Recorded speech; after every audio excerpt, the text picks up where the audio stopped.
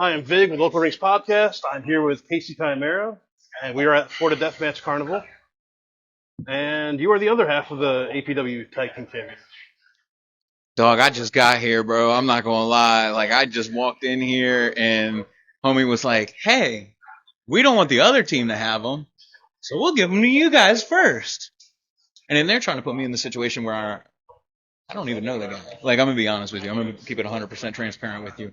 And he seems cool. Like, he doesn't seem like a bad dude and stuff like that. He said something about having a family and stuff. I don't have a family. Like, So you guys literally don't know each other there. no, not at all. He said you were still learning each other's stories and all that. I didn't realize you didn't like. Yeah, no, not at all. No, no. So to kind of give you a little bit of my story, I'm actually originally from Maryland.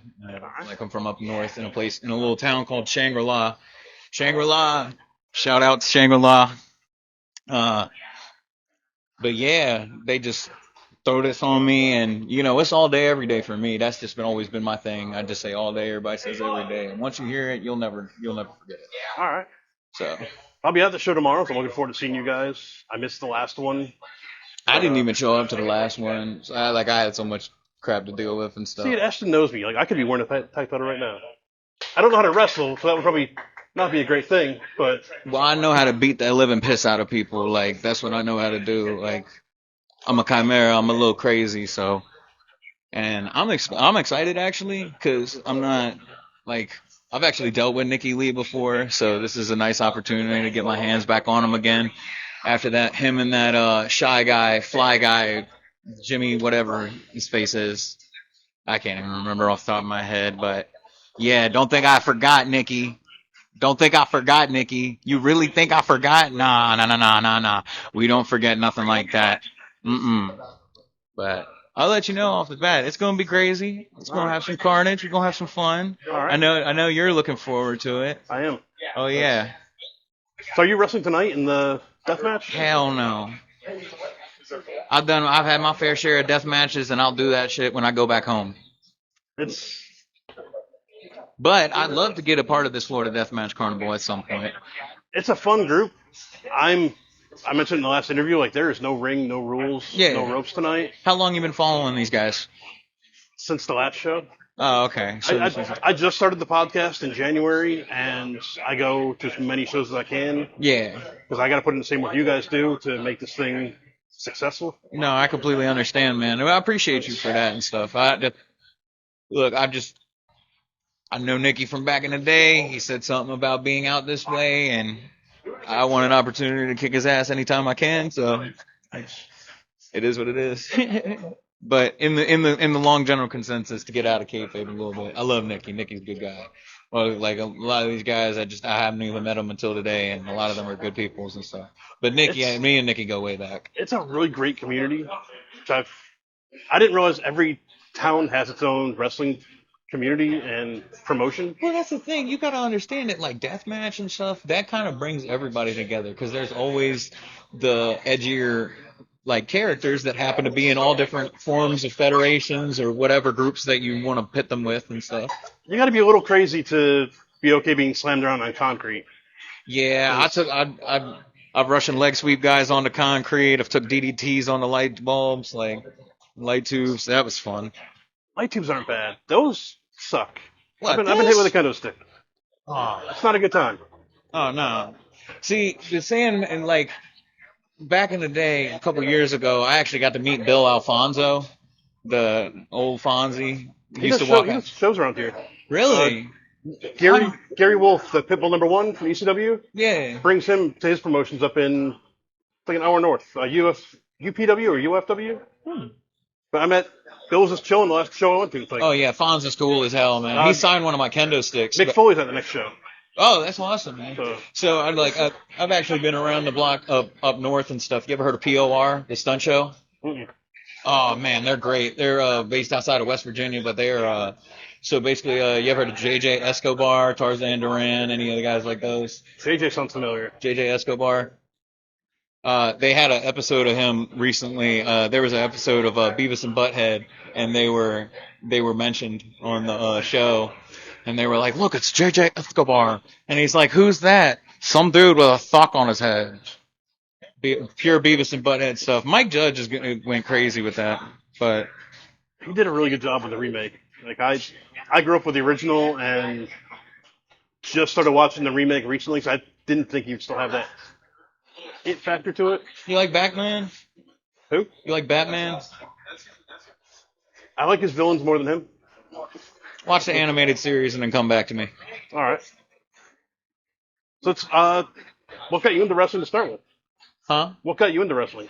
Oh, honestly, to be clear with y'all, so I've been in the business for about like 6, 7 years now. Yeah, I know what I said, and I stand on it all day, every day. Chimera called it. Anyways, but yeah, when I first started, I was doing a lot of, I was a referee at one point, did a lot of management jobs. And then I came across this ragtag group of guys out of the backyard, and they were like, hey, we want to put you on in the scene.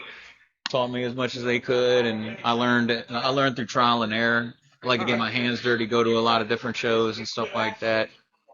Study, observe. So you never went to a wrestling school? I did out here for a little bit. All right. Odd wrestling school question. Is there like a diploma type thing at the end? They just look at you and say you can work shows. That's all right. Where I'm from, that's what they said to me.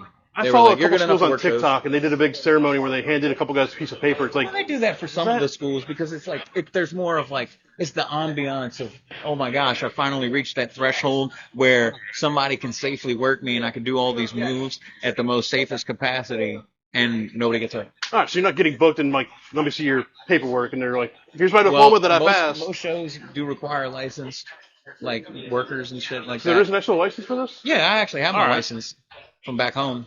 I don't know how this works. No, it's I'm just a okay. guy with a camera. Well, you have to carry some level of professionalism when it comes to it, and it's like a job, so you have to have credentials for what you do. It makes sense. It was one of those things like I never thought about it, and then I saw it on TikTok, and it's like I gotta ask somebody about this because I don't know what the hell. Like I said, I'm just a fan of the camera. So, I was about to say, who's your Mount Rushmore? of singles.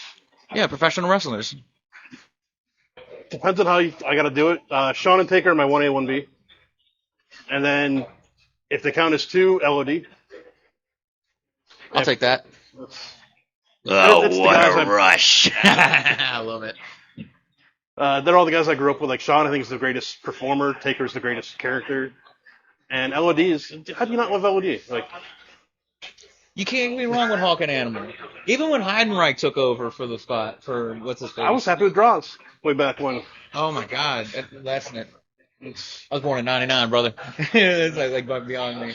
But my dad was always big on Junkyard Dog, so he's always in my people of like I got utmost and absolute respect for. Junkyard Dog was one of the pioneers of this professional wrestling. He was probably I watched him, but didn't appreciate him. I think he was kind of on the downslope as I was getting into it. Well, it comes with the territory and stuff like that because at that point, that was probably your dad's favorite wrestler. That wasn't, you know what I'm saying? That's my family hated wrestling. Oh yeah, so's my family. I was looking back, like they bullied the hell out of me as a kid. Like, oh, wrestling's fake. It's a stupid. You shouldn't be watching it. Fun fact, I'm actually from the same area that Scott Hall's originally from. Yeah, where he was born and raised. He actually, his brother is the sheriff for the local police department out there. Yeah. I was in the process of getting private lessons from him, like just a one and done. Not to do this. Like I'm 45. Yeah. But I was gonna pay to get like teach me how to run the ropes, take a couple bumps, and just talk wrestling. Yeah. And he was interested. We were talking, and then he got sick, went in the hospital, and that was that. Yeah. Razor is one of kind of my biggest inspirations, but when it comes to my Mount Rushmore, I'm really like I'm super picky about it. Like I like my Stone Cold, like don't get me wrong, Ric Flair's up there too, but I like throwing people the curveball, the Sandman, and I know that throws everybody off, but like hear me out. If you can just go like the whole characterization is. If people love you, they should love you within the first 5 to 10 seconds of you coming out of the ring. And when he came out to Enter Sandman, are you kidding me? The pop, the ambiance, the smacking the beer against his He was head. bleeding before he got to the ring. Right. But that's aura. That's energy. That's the. Oh, this dude may look like he just lives and breathes and just works a regular 9 to 5. But when he gets in this ring, bro, he look like he can kill us all. That's what I loved about the original ECW in general is there were no bad characters. Anyone can win at any night, and everyone just looked like the guy next door. Like Tommy Dreamer didn't look like a jacked up Which powerhouse, but he would I've heard beat some the stories, shit out but of you. Tommy Dreamer is actually built like a brick. He didn't have the wrestler physique, the 10 pack, and No, but you look at the older tapes and stuff like that. He actually had a good figure.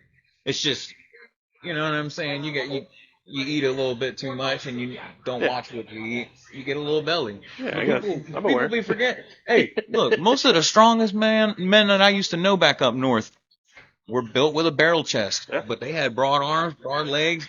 They can still work the hell out of you, and they'll put you in your place. You believe it, don't you? Oh, there's look at guys like Big E. Like Big E broke Cena's bench record at his own gym. No. If we're gonna talk about like the independent scene of like people from independent scene, we gotta talk about the madman from Postal Land, G Postal himself. Now that's a motherfucking character right there. That's one of my mentors from Oh back up man. north. G Postal. Oh my goodness, you would love him. Like go up to the local DC area and go look into C3W wrestling, All right. Capital Combat Championship Wrestling. Really good crew of people. That's the guys that really started to put me on and bring me around people and stuff. Nice. So what brought you down to Florida? I got family out here, All right. and doing what I was doing back up north, it was fun and all. And I've been out to Delaware, I've been out to Virginia. Oh, by the way, shout out White Trash Wrestling in Delaware, Delaware Hardcore babies. They just a couple weeks back they lost a friend. Actually, it's been about a month or so. They lost a good buddy of theirs. He passed in his sleep. Robo Stoner, R.I.P. It's But always sad to hear. it's one of them things where it's like we give our bodies for entertainment. We love the entertainment, and most of us are like we live and breathe entertaining people. Like for me, it was always just coming out here, saying my all day every days, getting people behind the moments that I'm making inside of this ring, or even out on the freaking concrete. So It's like wrestling is it's a cool community. yeah, it's really versatile too. It's like Yeah. flavors of ice cream. It's anyone is welcome. Anyone is wanted. I've been saying I say this every video. Like the indie scene is where it's at. It's where the next superstars are gonna be. You can come to a show tomorrow. It's $10 at Anchor Pro. You can meet everyone there. You can be front row, second row, whatever. It's a restaurant built into the place. Like good food, good drinks. Oh, I heard good things already about It's that. fantastic. Take a I fat ain't been guy's yet. word, like the calzones. Like holy shit. I'm not much of a calzone guy. That's I'm all about my lasagna, my pasta. Like, no wonder I haven't seen my six pack yet. But But it's like you can take the whole family out for 30, $40, $50. Or you can buy one ticket to the nosebleeds at WWE. Like, it's a cool community.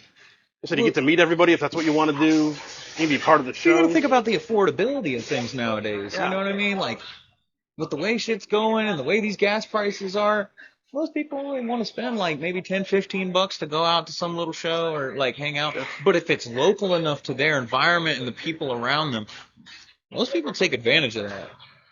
Most people will be like I used to have a lot of people that would come out to my show to come out to the shows, and most of the time, most people wouldn't be able to make it because the way the commutes were. Where it's like you're going all the way out to Baltimore to appease these people of Baltimore and all these people in D.C., but you're like you're local to Shangri-La. This is your home. And yeah, I actually got to perform in front of my people live at a Halloween show, but you know what I'm saying? It's like it's one of those moments where if you miss it, you already blinked. Yeah. What's wild about Florida too is there's a promotion. Like every town has its own promotion. There's stuff going on every single weekend. Sometimes 3 or 4 shows in a weekend.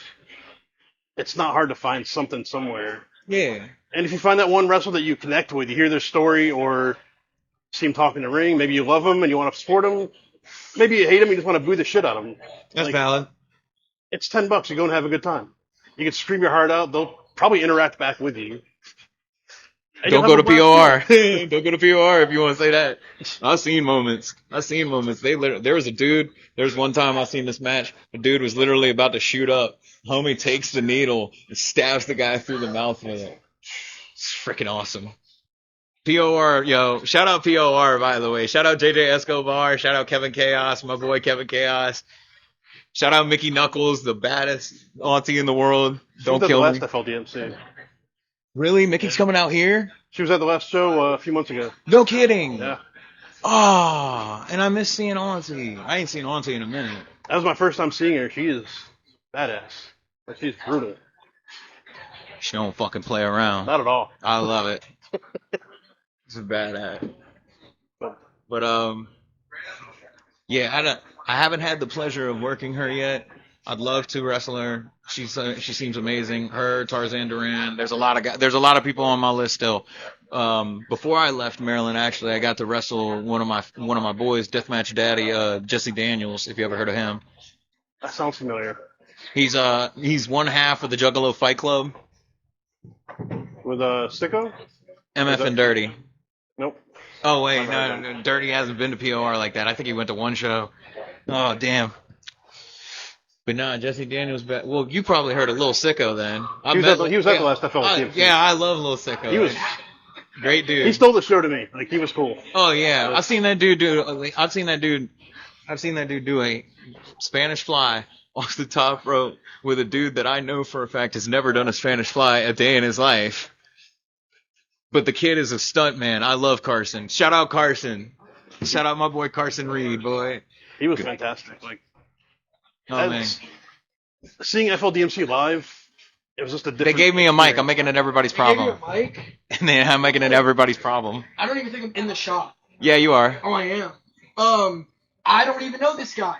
This man's first time wrestling in Anchor Pro Wrestling. And they just look get- what? I gave him a they tag gave me a team belt. championship For to keep what? him away from the tribulation. I'm sorry that I'm interrupting your interview. I seem to do this a lot at Anchor Pro. But let me tell you something, Nathan. I'm here, and you don't even know I'm fucking here because I've been in your trunk for the past 3 hours. You're going to have to blur that, and I don't care because you like Nathan. Tonight, you're going to die, Nathan. You're going to. Yeah, I'm not familiar with them, but you know, I got a belt. I hadn't even called my mom and told her yet. I did post it on Instagram though. They're like, bro, I just got here. Like, they gave me a belt for what? Yeah, it's a good way to start. Yeah.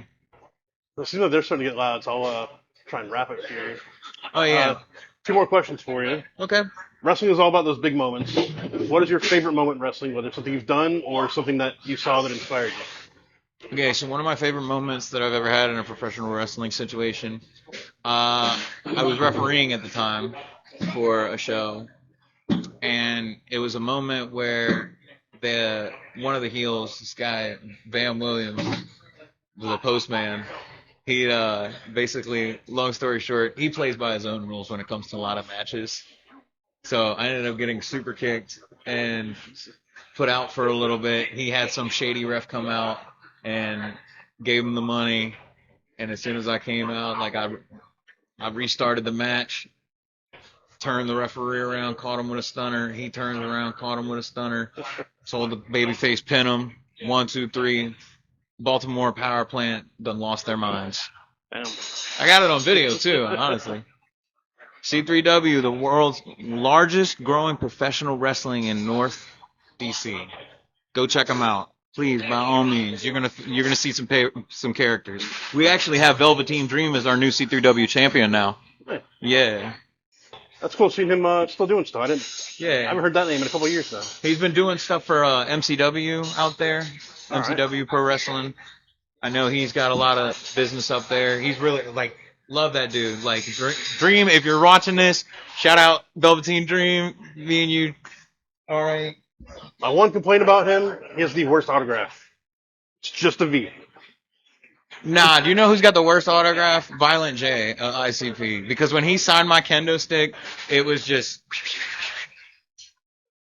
It's more than a V. I love Jay. I love Violent J to death. But that could have been anybody's handwriting, big dog. A lot of big names, like Nicolas Cage, he'll start here and sign 3 things with one autograph. So you might get like the NI, and the next person gets like CHO, and it's like, One of my favorite autographs I ever got, Matt Riddle. Matt Riddle got me an autograph. Signed it. Matt Riddle gave me the smiley face, put 420 on it. wrote bro. That's like I love that guy. I hope he's doing good. Matt, if you're seeing this, also I hope you're doing good, He's brother. doing MLW with Karrion Cross and a lot of those Yeah, guys. yeah, Like, yeah. I saw the I was like, what was it? Like maybe like last year or something like that when he lost the MLW to Zack Ryder. No, not Zack Ryder. What was his face? It was a surprise roll up too. Like he went for a back senton on him, and then ended up getting rolled I up as know soon as Matt Cardona had it at one point. it was Matt Cardona, but it wasn't him that he faced to lose the title. I'm trying to remember off the top of my head. It's been so long. You watch any Japan tapes? Not recently. Oh, they're called. Oh, Last question. What are your socials? socials. You can find me at KC_Chimera on Instagram. You can find me also at KC space Chimera CHIMERA on Facebook, and all day every day. Awesome. Thank you so much. Thank you so much. Cool. I'm not gonna lie.